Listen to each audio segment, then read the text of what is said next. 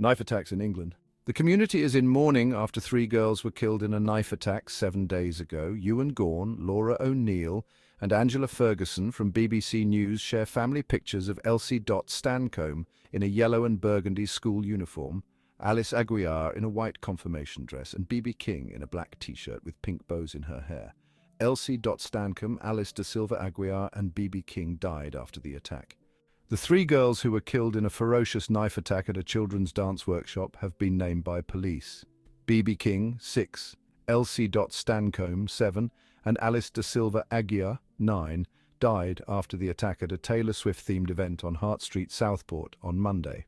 On Tuesday, there was an emotional vigil on the town's streets where thousands gathered to remember the three girls.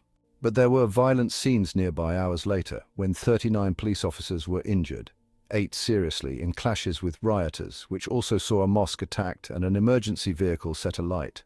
Southport was left numb by the mass stabbing. What we know about the victims of the dance studio attack is still unfolding. A man kneels down to read tributes left at the scene. An array of flowers can be seen, and more people stand in the background. Tributes have been left close to the scene of the attack on Hart Street. Some of the crowd threw missiles at officers and the mosque. Merseyside Police said supporters of the far-right English Defence League were behind the violence, which Assistant Chief Constable Alex Goss described as sickening. He said it would have involved many people who do not live in the Merseyside area or care about the people of Merseyside.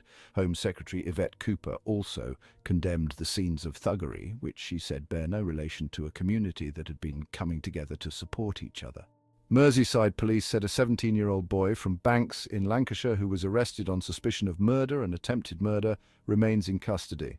The force said it was not looking for anyone else in connection with the attack, which it added was not being treated as terror-related. The BBC can report that the teenage suspect, whose parents are from Rwanda, was born in Cardiff and moved to the Southport area in 2013. It is understood that detectives from Counter-Terrorism Policing Northwest have been actively providing support to the investigation.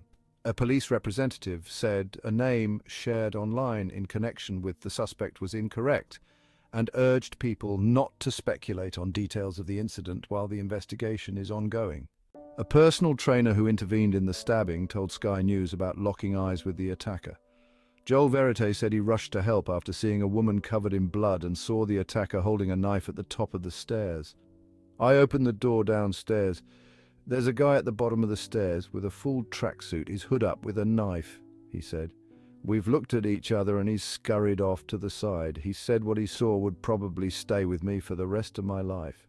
Thousands of people joined the vigil outside the Atkinson building in Southport, which began at 6 p.m. BST.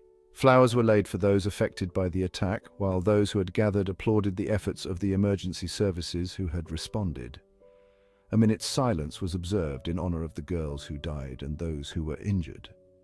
Addressing the crowd, Sefton Mayor June Burns said she hoped the vigil would offer support to the families of those killed and injured, adding that it was hard to find the words at such a horrendous time. Local residents have left flowers, cards and teddies by the police cordon close to the scene. Churches have opened to give people a place to gather, and several shops and pubs have closed as a mark of respect. Locals said the knife attack was the most unthinkable thing. Sefton Council said it had launched a dedicated webpage providing information about help and support and would do whatever it takes to support the community as it dealt with the impact of one of the saddest days in the borough's history. Council leader Marion Atkinson said there had been some truly amazing acts of kindness since the tragic events, and while it would take time for us to come to terms with this, we will stay strong together. She added that the offers of support that the council had received from across the world were much appreciated. Knife crime in England has been a growing concern over the past few years. The government and various organisations are working tirelessly to address this issue through community programmes, stricter laws and increased police presence. It's crucial for communities to come together and support each other in these challenging times. If you or someone you know is affected by knife crime, please reach out to local authorities or support groups for help. The tragic events in Southport serve as a stark reminder of the urgent need for collective action. Authorities are emphasizing the importance of community involvement in preventing such incidents.